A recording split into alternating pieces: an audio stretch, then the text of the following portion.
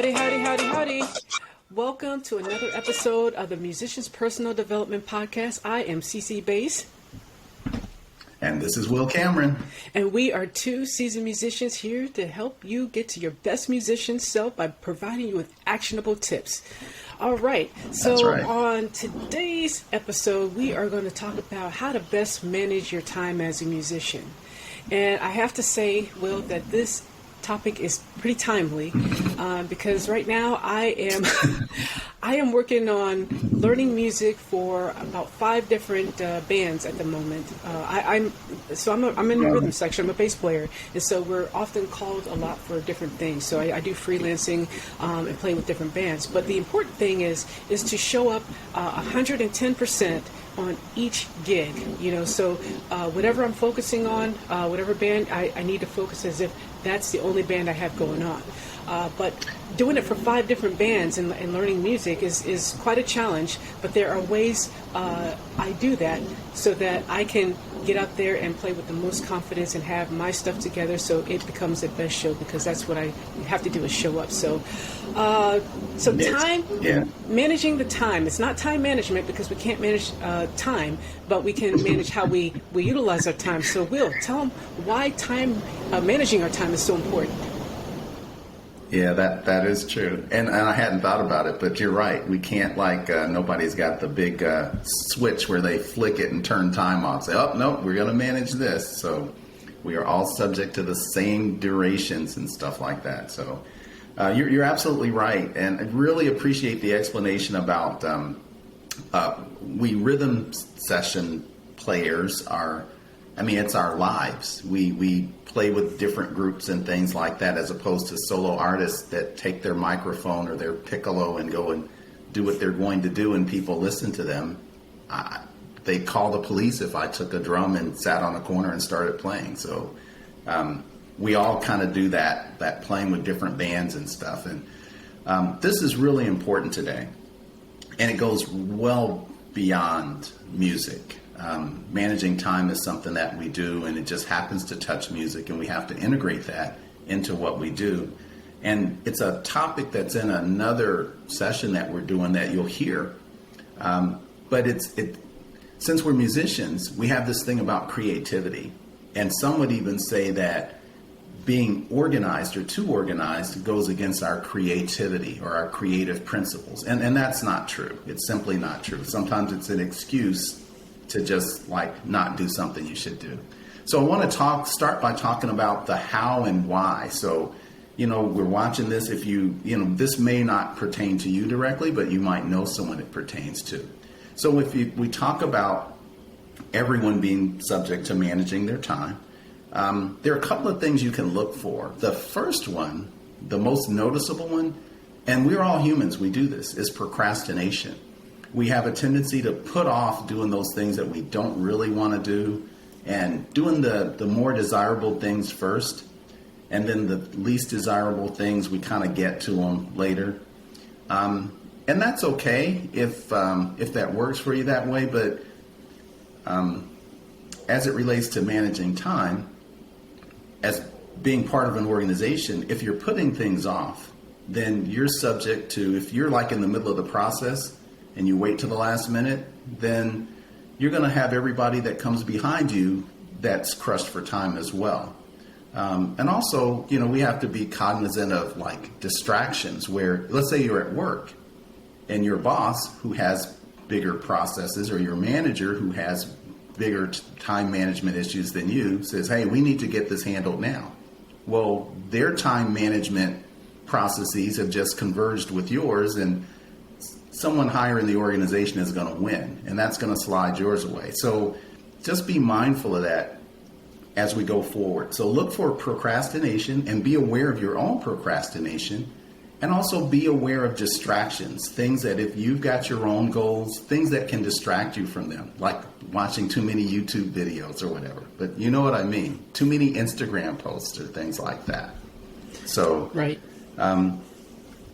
Do you have any examples of any recent examples of time management issues that you've seen, CC, before we go into the actionable tips? Yeah, it's kind of human nature. I will say that, having self-discipline is always a challenge for people, and it's something to overcome, because our natural thing to do is to, if we don't feel like we have a way forward and really can see throughout the other side, then our natural tendency is to kind of wait and maybe do nothing. Or we can get easily sidetracked, and that, like you said, Will, that procrastination can sink in. And so that certainly is, I'm certainly guilty of that. However, I've been doing a lot of work on how to get better at being more productive. So yes, I am going to share some tips that I use, and actually how I am working through and navigating to learn all these songs for these different projects going on right now. Well, let's just jump into the actionable tips. Okay. Well, okay. So starting with the first one. Yes, the first. The first one's a good one. Right. Drum roll. So the first one, I love this, because you have to do this before you can get to anything else, which is to eliminate excuses. Got to eliminate excuses. And it's so funny because when we think about the excuses that we provide, and I think about all the other excuses that people provide. What do we always say? I'm just so busy. I'm so busy. I never got to this and never got to that. But you know what? Someone said something to me. Actually, I was listening to some other podcast years ago that really kind of put it into perspective. Think about what everybody on Earth has in common, which we all have 24/7. We have 24 hours in a day, either from the ultra successful, ultra rich to the poorest of the poor. We all are given 24 hours a day. So think about what Elon Musk or Oprah Winfrey does in a day. And then, think about that. And they have the same. Right. Exactly. So that inspires me to get up and same number of minutes. Exactly. So that, when I think about that inspires me to actually take some action and get up. Because they're no better than me. It's just the difference is that they're actually taking action. So I would say number one is eliminate excuses. Be aware that you're doing it, because some are more obvious than others. Like, oh, you know what, I don't have time, but you really do have time. Or we're using excuses where kind of life is getting in the way. Yeah. And those can be dangerous. But you want to be careful. And you know what it looks like. We're not going to name names, but we all know that person that shows up and they're not prepared, they're disorganized, they always are the last person there, and they always have a different excuse for, there was a train crossing the track, or there was a swarm of locusts that hit my car and I couldn't see, and I hit a goose along the way. I mean, so we see what that looks like. We see what those excuses look like, and it's not really considerate to other people. If it's you and you're inconvenienced, that's just the way you want to roll. But if you want to be your best musician self, you want to develop good habits of not coming up with excuses. And you started out saying the same thing that I was thinking about, the discipline. And it just requires that. You just have to make a decision to pick one thing and do it now. Right, exactly. So eliminating excuses is first the basis. Okay, and so the next one is prioritizing. So you have a list of... Now, why is that so important? I mean, it's like, if we just have a list, we just randomly just do everything all at once, or... Right. So why? There's a saying that I think maybe Oprah Winfrey said this.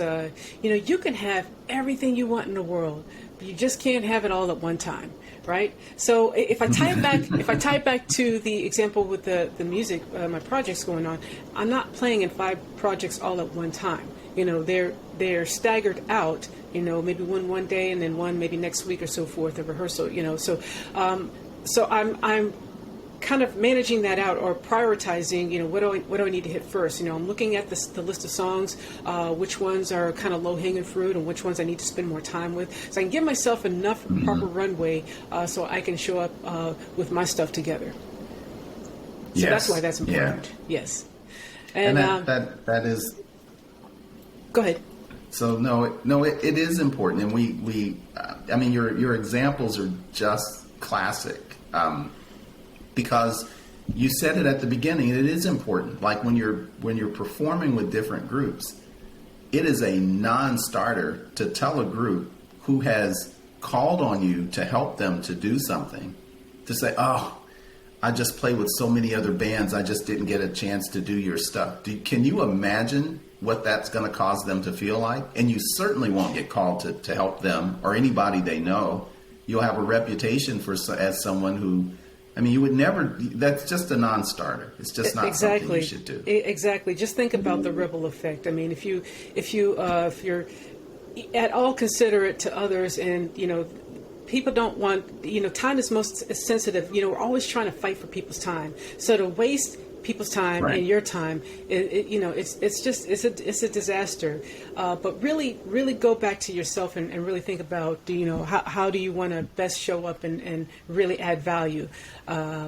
And so that the time is most productive. And so when you get to rehearsal, it's most productive, and you're going to have an even better show. Go ahead. Exactly. The that third topic, I mean, this is one that I focus on quite a bit. Our lives are similar as far as playing with different groups, and I actually have a band calendar, and some of the bands I play with have a band calendar. So calendars are a way to create a process to help you to manage time. It's like developing good habits, just like drummers practice rudiments, doing their rudiments. Other instruments practice doing scales, whether you're a string instrument or a wind instrument. It's the fundamentals of what we do. I remember one of the first things I start with students is to set up a practice calendar. And it's a way for both of us, it holds us both accountable. It's a way for us to practice and log how much time we spend working on different things. As you begin to progress as a musician, your practice calendar, where you just say, "Oh, it's Thursday, I got to practice," that can be refined to like, "Hey, I identify certain areas of music that I want to work on, or certain areas of my musicianship that I want to practice on."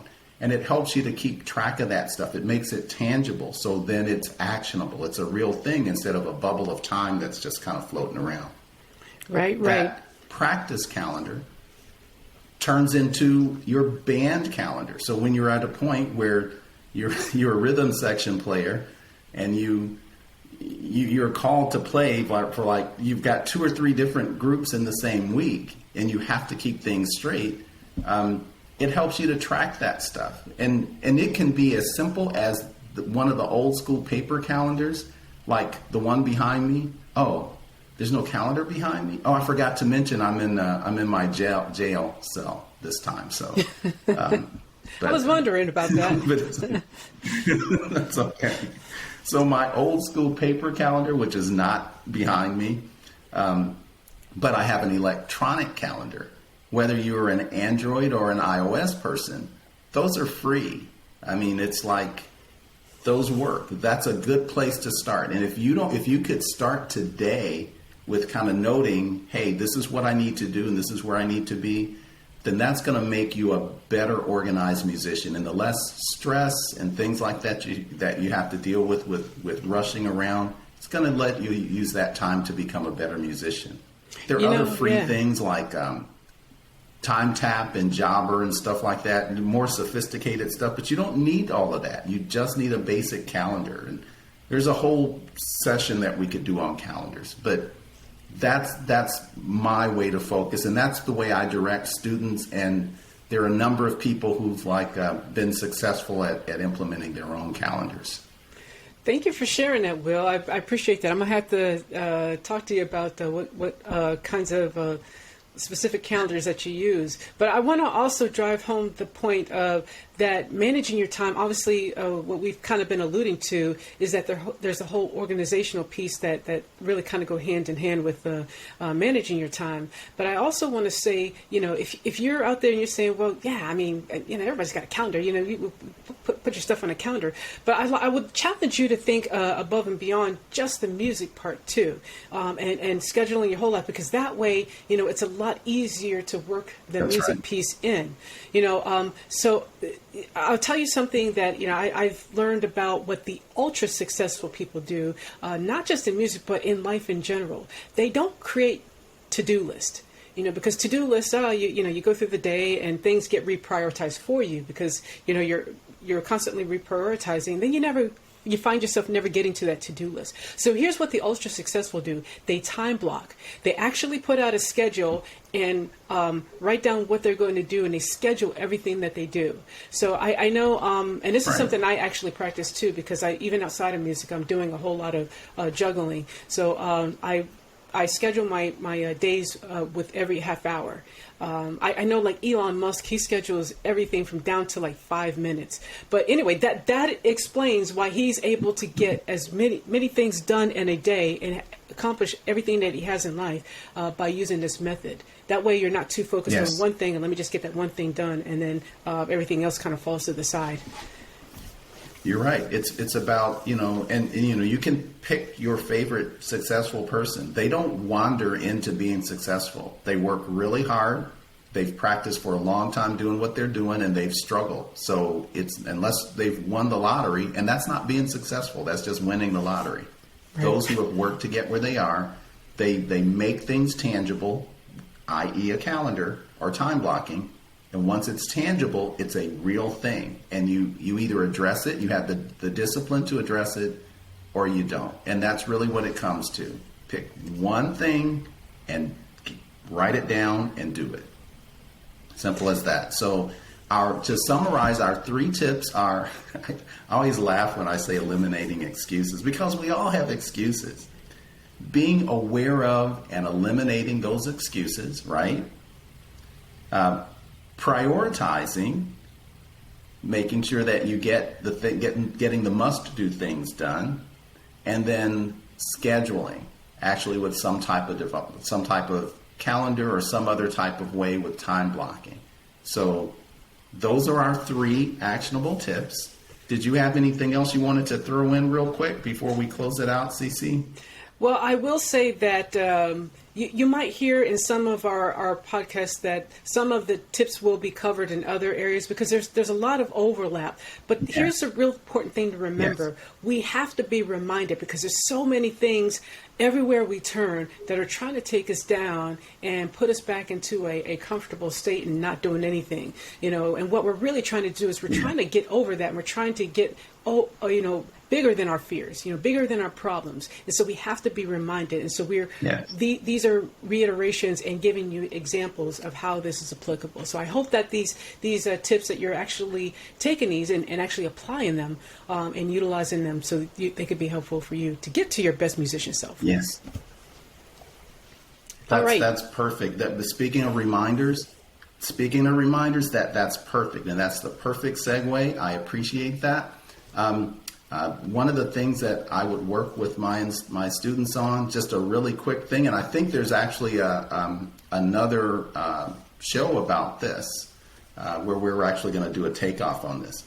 Think in terms of visualize like the 4 Ps as it relates to managing your time and having good time management practices.